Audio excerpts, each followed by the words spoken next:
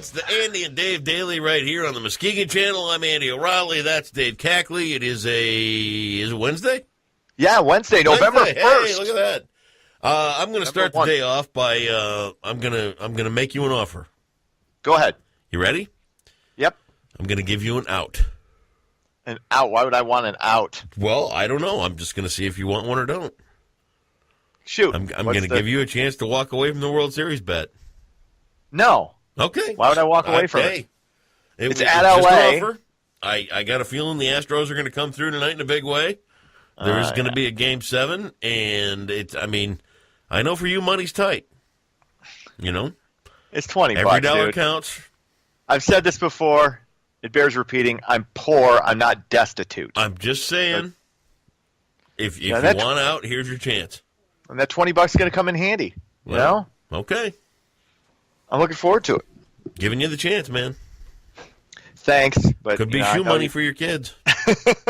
Hey, you know what? That's funny because I got to buy him shoes this weekend. Do you really? They need shoes and a haircut. Is his feet getting too big, or are they just worn out? The shoes are just wearing out a little bit. So. Are they really? Yeah. Yeah. Did you go trick-or-treating last night?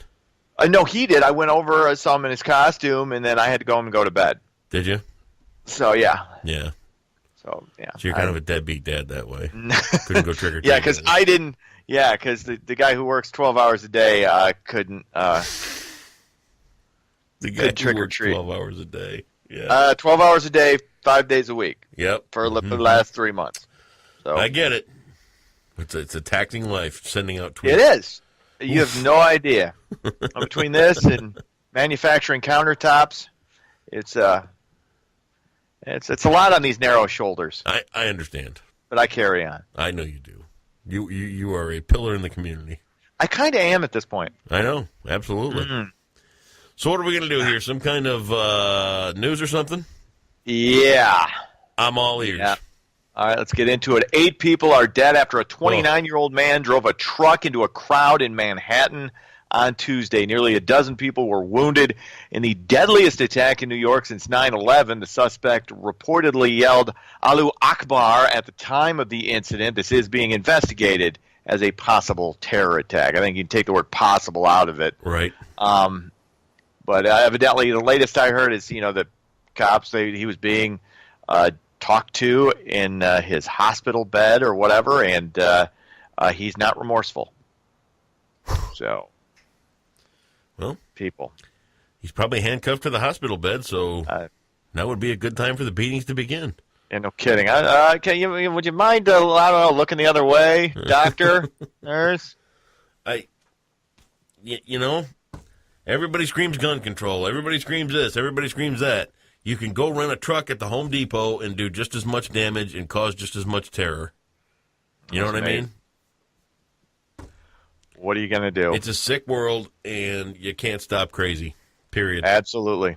Well said. The United States is set to slap down Cuba at the United Nations. The U.S. will vote against a UN resolution calling for an end of its embargo on the Caribbean island. The U.S. has historically voted against the resolution over the last 26 years, with the exception being a year ago when the Obama administration abstained from the vote. I mean, I see the pros and cons of both. I kind of lean more towards against just because of Cuban refugees in Florida die trying to get to Florida, and there's a reason, because the Castro regime was murderous. I mean, you listen to Cuban immigrants, and they will tell you that Castro was our Hitler, and that's the truth. So until there is regime change over there, I don't know that you want to really be messing around with Cuba too much. But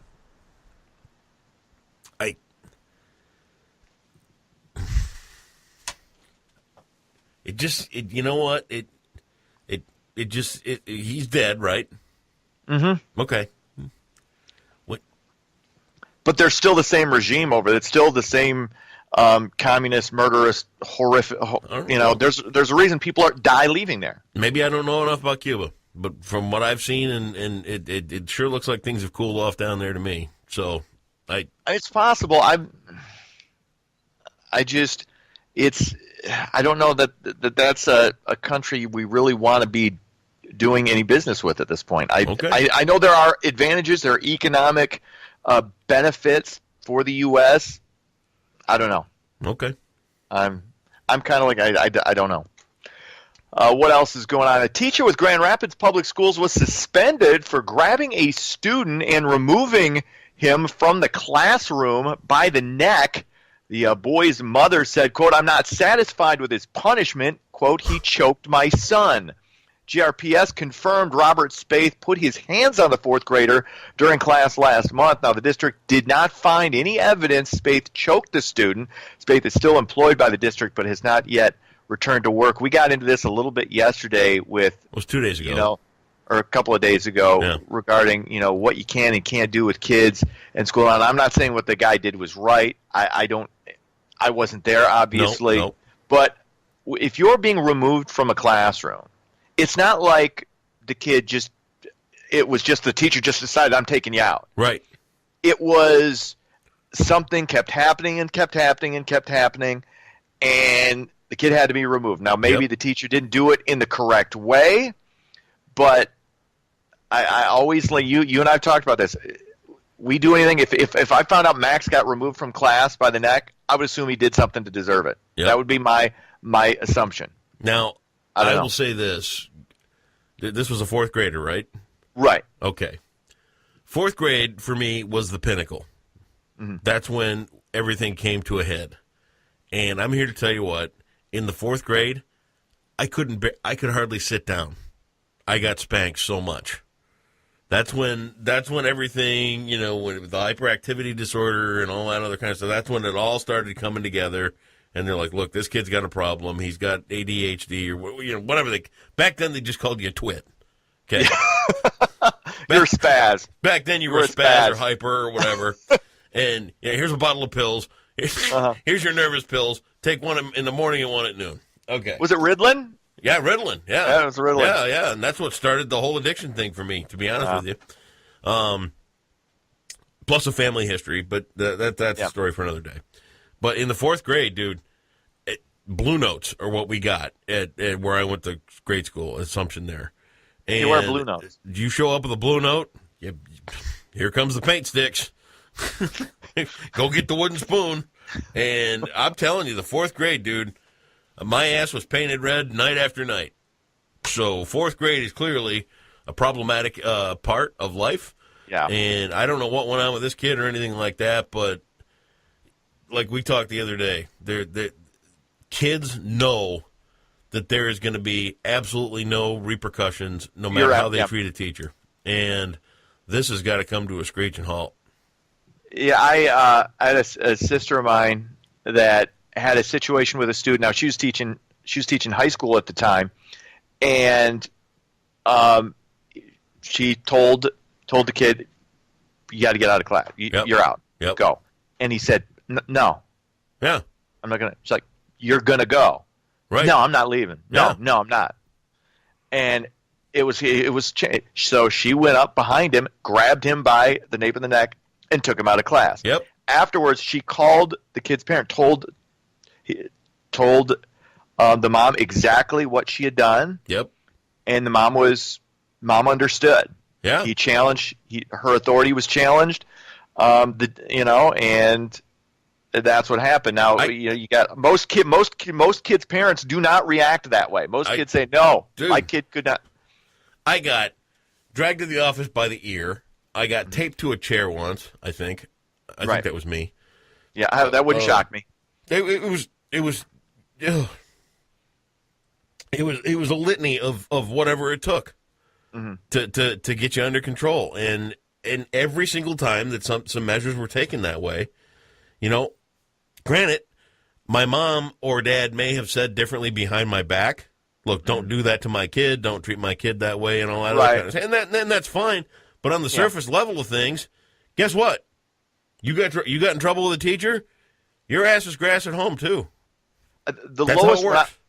When I was substituting, the lowest level I taught was sixth grade. Yeah. And that's that fourth to sixth grade. I mean, those kids were vicious. It was Lord of the Flies. Yeah. It was to try and keep a classroom under control, especially at the elementary school level and the middle school level especially, it's a circus. It's insanity. It's another level of patience you have to try and exercise. And like you were saying, the kids know. I lived when I was in elementary school, especially. I just didn't want to get into trouble. Right. That was my main objective. Like, I don't want to get into trouble. So whatever the teacher said do.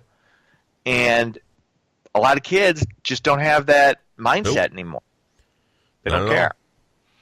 What else is going on? Electric-assisted bicycles are now allowed on certain Michigan nature trails and roadways under new legislation signed by Governor Rick Snyder on Tuesday. The bill was co-sponsored by Muskegon Rep. Holly Hughes. Now, the new law allows riders to operate specific classes of e-bikes on highways open for bikes and on paved trails. Hughes introduced the bill in hopes of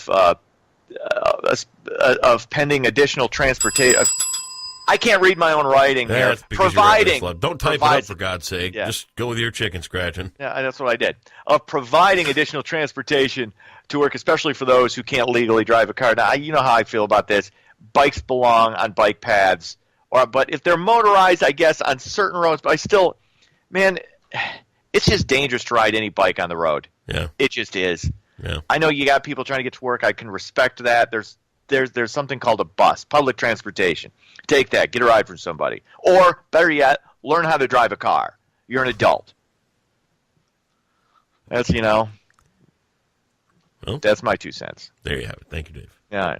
Sports. We go to Game 7. Dodgers. Your last chance. Beat Justin Verlander and the Astros 3-1. I was right and wrong. I said Verlander would get shelled. He didn't get shelled. He actually pitched pretty well. Dodgers still come away with the victory. We got $20 on this. I got the Dodgers. You got the Astros. You're going to lose. No, Game 7 in L.A. Game over. You might as well. I'm already counting my money. Watch this. I'm going to be you. 2. I beg to differ. Okay.